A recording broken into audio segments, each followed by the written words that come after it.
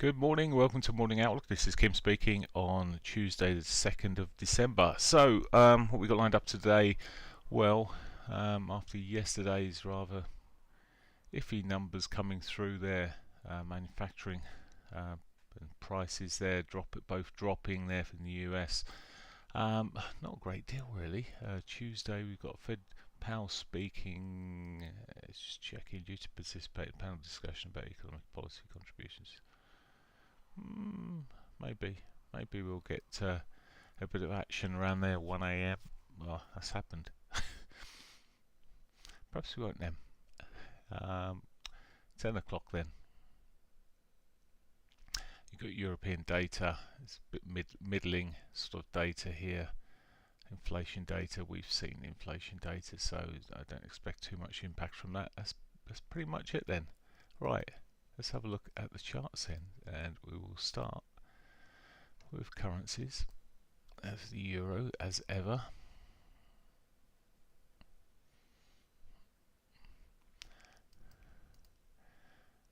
That's a good chart. Let's try again. Nope. Don't know why this is not coming up on here. Okay, let's see if we can get dailies on this chart. Here we go. So there we have the dailies yesterday. So shooting star in the end. It was tapping on the underside of 50 EMA in the morning there. It did manage to break through, but reversed since. But the overall trend here looks like it's got scope to continue. The high lows, high highs still coming through here. Okay, and then we look at it on an hourly basis, not looking so attractive. If anything, the way this is shaping up, a break of that 50 EMA could see us coming back to the S1. Bit of change of structure maybe, but at the moment I wouldn't count too much on this. A break back above the pivot would be, on the other hand, would be quite more on the bullish side, looking for the R1. So the S1, here we see a break of the 50, but a little bit more iffy on that one maybe. Morning in. The pound. Let's see if we've got anything coming up here yet. Is it gonna? I don't know why this is not. Why is this giving me a dodgy screen? It's not wanting to give me a proper screen this morning. Let's try a different. Right. As soon as I close the system down, it will probably work okay. Let's just do it off of here then. So the pound looking soft yesterday in the end. Again, clipped underneath the 50 there. This time it held, and well, looking softish as we run through here. Sorry, I'll just come back to that. Let's just look at the 4 hourly on here as well. There we go. Quite messy on the 4 hourly here. Looking, as I say, looking soft. I would look at below the weekly pivot maybe on the short side on this. At the moment it's neutral ish, and again we've got this sort of weak looking signal after yesterday. I say weak, but the market looks weak here, with the price pulling back here, consolidating around the lows. So just like the euro, we could see it break out. I'd wait until at least 8:30 on these, just to see where it guides us. By that stage, we might have a better idea of where we're going. Okay, let's get the dailies. There we go. So daily chart on the yen. Yesterday the yen was galloping along.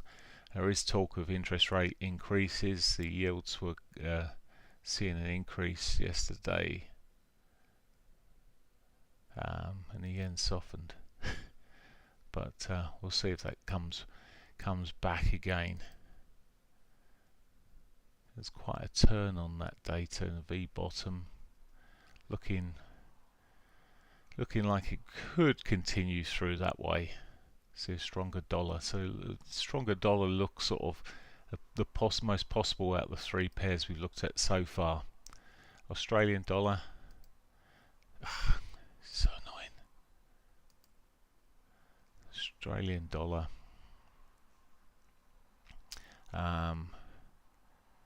Pushing up there.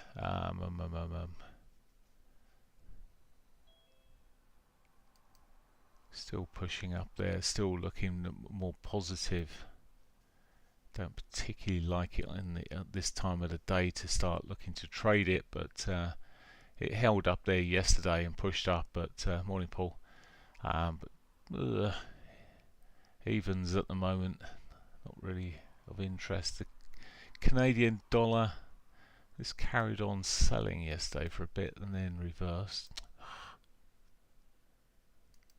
Look at it from a daily picture first. So started selling originally, but came back and bounced and went higher in towards its weekly pivot there. It's not far short of the weekly pivot. It'd be good to see what happens here. Has effectively put a higher low in on this this move. We could see a continuation run through there. Lower highs on the other side, higher lows this way now, possibly. See what its reaction to its pivot. Again, it's more really something I prefer in the afternoons. New Zealand dollar. Oh, goodness sake, sorry. Keep clicking on my daily chart. And for some reason it's not showing. New Zealand dollar, well, like the Aussie, it's pushing up stronger. Bit of divergence around these highs though, but it could carry on there. It's something I don't really fancy in the mornings. Really prefer the European currencies, the euro, the pound. Okay, let's have a quick look down at gold. Gold's down 0.5% this morning. Are we going to see? Oh, are we going to see something here? No.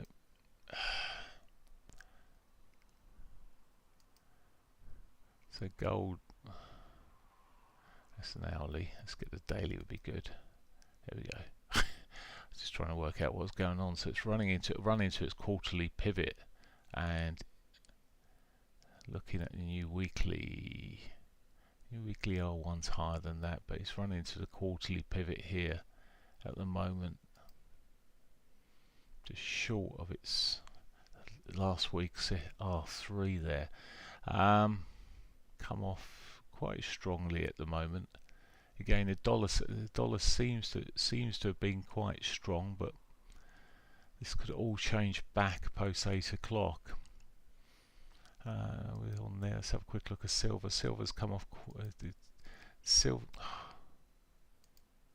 Silver has been pushing stronger and making new all-time highs here.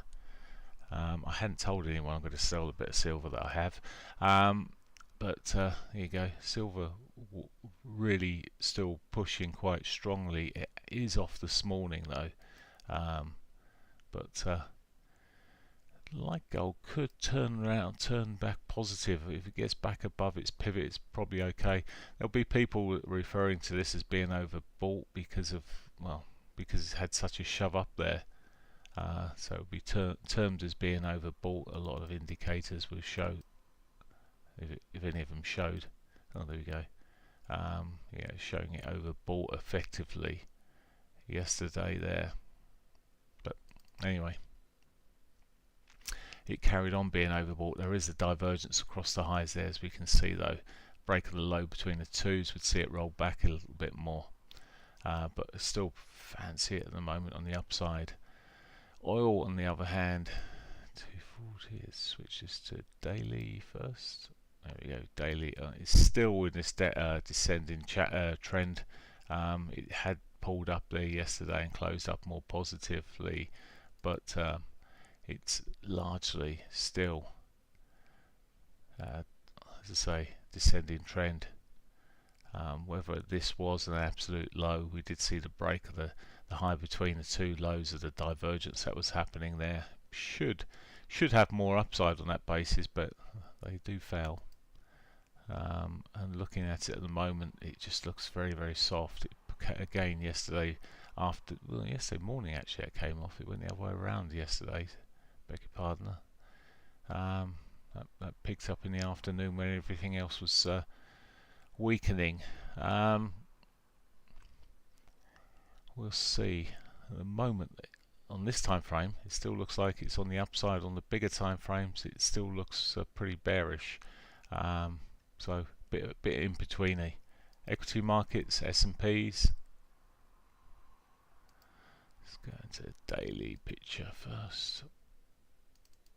So yesterday, running into its quarterly pivot there, and finding resistance. Prior highs around that level as well. The bodies of those highs were there, so it's finding a bit of resistance at the moment. For a 4-hourly picture, consolidating, bit of a pennant going in there, bit ugly pennants, don't really like them too much at all. Very iffy and flatlining pretty much as we're looking at it at the moment. Okay, the FTSE, European traders, keep on. Got a problem with my system this morning. Need a reboot. Okay, so on the dailies, that's it. Okay, so FTSE has been pushing up there quite well. Bit stalled yesterday, slowed up in terms of its price action to the upside. It's been working pretty decently into last week, but yesterday quite stalled. Excuse me, where it is. It is near its highs, relatively near its highs. Quite ugly on the dailies here. Break of the lows, well, that would maybe give us a lower high and suggest that, well, give us a structural change. Certainly this hasn't helped things here yesterday, but we could just be seeing a consolidation and a push. That intermediate time frame really still relatively bullish there at the moment. And finally the DAX.